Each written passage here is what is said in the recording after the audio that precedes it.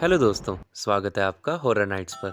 यदि आप हमारे चैनल पर नए हैं और आपको हॉरर स्टोरी सुनना पसंद है, तो अभी हमारे चैनल को सब्सक्राइब कर लें और बेल आइकन को ज़रूर दबाएं, ताकि हमारी आने वाली सभी कहानियों का अपडेट आपको समय से मिलता रहे। तो चलिए शुरू करते हैं आज की दर्द भरी दास्तां। हेलो दोस्तों, मेरा नाम वैभव है और मैं पंजाब के एक छोटे से गांव का रहने वाला हूं। ये जो घटना से मैं आपको रूबरू कराने जा रहा हूं, ये घटना मेरे साथ आज से 8 साल पहले सर्दियों के दिनों में पेश आई थी। जब मैं शहर अपने काम से घर लौट रहा था, तब मेरा सामना एक जिन के साथ हुआ। वैसे तो जिन्नात के बारे में मैंने सुना हुआ था, पर उस रात मैं बहुत मुश्किल से बचा। पूरी कहानी जानने के लिए बने रहे कहानी के अंत तक। वो शनिवार का दिन था।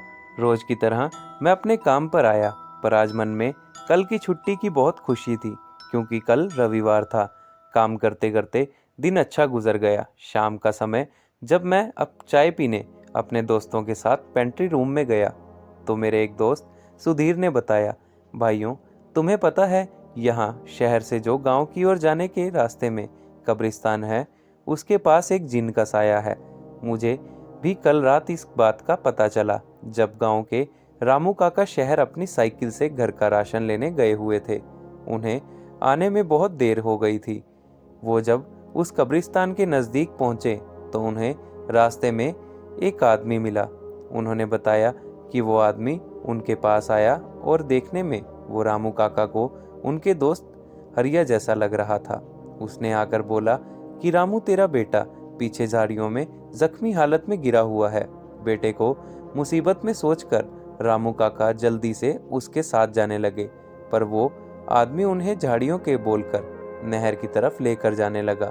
जो देख रामू काका को उन पर शक होने लगा, क्योंकि रामू काका गांव के एक बहुत तजुर्बेदार आदमी थे, जिस वजह से वो भांप गए कि जरूर दाल में कुछ काला है। इसीलिए उन्होंने उस आदमी के कान में कुछ कहा। मुझे ये तो नहीं पता उन्होंने उस आदमी के कान में क्या बोला, मगर उन्होंने जो भी बोला, तो वो जिन अपने असली रूप में आ गया और जोर जोर से दहाड़ता अपने कान पकड़ते वहां से गायब हो गया। और कुछ इस तरह रामू काका की उस दिन जान बची। ये सब बताने के बाद सुधीर ने मुझसे कहा कि भाई, तुम भी जरा ध्यान रखना, ऐसा कुछ हो तो खुद का बचाव करना, और हो सके तो उस सड़क वाले रास्ते से जाना बजाय उस कच्चे रास्ते के। मैंने हंसते हुए सुधीर की बात को काटते हुए उससे कहा, अरे यार, तुम सब तो पागल हो जो लोगों की इन झूठी कहानियों में आ जाते हो। हंसते हुए ये बात बोलकर मैंने अपनी चाय खत्म की और वापस अपने काम पर लग गया। आज शनिवार था और कल की छुट्टी, जिस वजह से आज काम थोड़ा ज़्यादा था। काम करते करते ना जाने कब मुझे रात के 9 फैक्ट्री में ही बज गए, जिस वजह से मैं जल्दी से फैक्ट्री से बाहर निकला और अपनी साइकिल और रोटी का डब्बा उठाकर अपने घर की ओर चल दिया। दोस्तों, मैं बहुत ज़िद्दी था और सुधीर की कही बात अभी भी मेरे दिमाग में थी, जिस वजह से आज तो ज़रूर देख कर जाऊँगा कौन सा जिन्नात है उस कच्चे रास्ते पर। खुद को ये बोलता हुआ सड़क वाले रास्ते की बजाय मैं उस कच्चे रास्ते पर चल दिया। अभी रास्ते की शुरुआत ही हुई थी कि तभी मुझे सामने मेरे चाचा जी खड़े हुए दिखे, जो मुझे हाथ दिखाकर साइकिल रोकने का इशारा कर रहे थे। मैंने साइकिल रोकी और चाचा जी को नमस्ते करी और साइकिल के पीछे बैठा लिया। कुछ देर बाद मैंने गौर किया कि चाचा जी को तो बहुत बातूनी स्वभाव के हैं, पर आज तो ये बिल्कुल चुप चुप हैं, ना जाने क्यों। ये बात ज़्यादा देर तक मैं अपने पेट में नहीं रख पाया, जिस वजह से मैंने चाचा जी से पूछा, चाचा जी, आज आप बहुत चुप चुप हैं। पर मुझे पीछे से कोई जवाब नहीं मिला और अब मुझे साइकिल भी बिल्कुल खाली खाली सी लग रही थी। मुझे थोड़ा शक होने लगा। तभी मैंने साइकिल को साइड पर रोका और पीछे घूमकर देखा, तो मैंने पाया कि चाचा जी कहीं नहीं हैं, ना पीछे बैठे हैं और ना ही कहीं आसपास दिख रहे हैं। मैं बहुत डर गया और ये ख्याल आने लगे मन में कि कहीं चाचा जी कहीं गिर तो नहीं गए। ये सोचकर मैं वापस उस जगह की ओर गया जहाँ से चाचा जी को मैंने साइकिल पर बिठाया था, पर मुझे पूरे रास्ते कोई नहीं दिखा। तभी मैंने देखा कि सामने वही कब्रिस्तान है जिसकी बात सुधीर कर रहा था। अब मेरे दिल में बहुत से सवाल चलने लगे। कहीं सुधीर सही तो नहीं कह रहा था, कहीं वो सच में जिन्नात तो नहीं थे। ऐसे हजारों सवाल मेरे मन में चल रहे थे जिनका कोई जवाब मेरे पास नहीं था।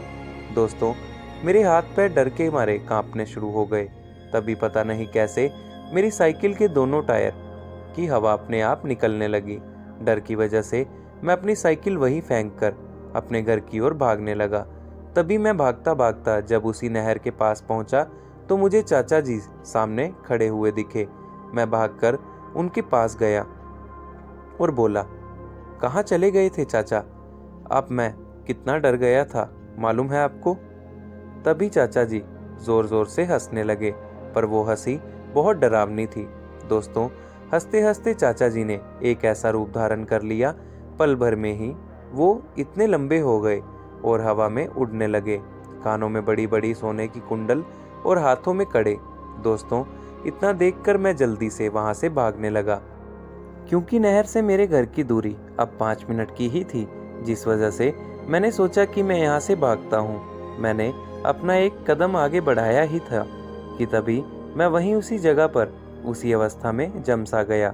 दोस्तों, तभी मुझे टॉर्च की रोशनी आने लगी और कई सारे लोगों की आवाज़ें आने लगी।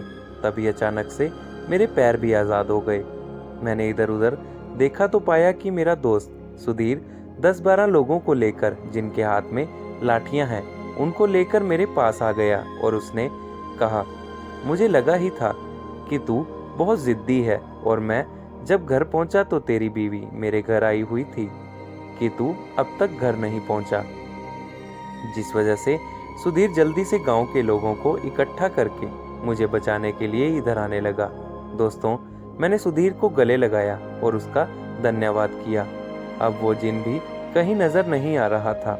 मैं जल्दी से अपने घर आया। मैं जैसे ही अपने घर आया तो 3 दिन तक मुझे बुखार का सामना करना पड़ा और उसके बाद मेरी बीवी ने एक मौलवी साहब को बुलाया। मौलवी साहब ने घर पर झाड़ फूंक की और मुझे एक ताबीज़ दिया और उन्होंने कहा कि इस ताबीज़ को हमेशा अपने साथ रखना। आई हो ये बोलकर तो मौलवी साहब वहां से चले और गए। हमारे चैनल को सब्सक्राइब उसके 2 जरूर दिन कर बाद लें। सब कुछ और अगर बिल्कुल ठीक आपको हो हॉरर गया। स्टोरी सुनना पसंद और है दोस्तों, आज भी जब तो मैं इस घटना हमारे को साथ याद बने करता रहें। हूँ तो मिलते तो हैं मुझे दोस्तों कल एक खुद नई पर कहानी बहुत के गुस्सा साथ। आता है तब तक के लिए जो बाय मैंने एंड उस दिन टेक सुधीर की केयर। बात नहीं मानी। और सुधीर का मैं शुक्रिया भी हमेशा से ही अदा करता आया हूँ, क्योंकि उस दिन उसने ही मेरी जान को बचाया था। तो दोस्तों, कैसी लगी आपको आज की यह घटना? यदि पसंद आई हो तो वीडियो को लाइक ज़रूर करें और ऐसी ही हॉरर स्टोरी सुनने के लिए अभी सब्सक्राइब करें हॉरर नाइट्स को। तो मिलते हैं दोस्तों कल एक नई कहानी के साथ। तब तक के लिए बाय एंड टेक केयर।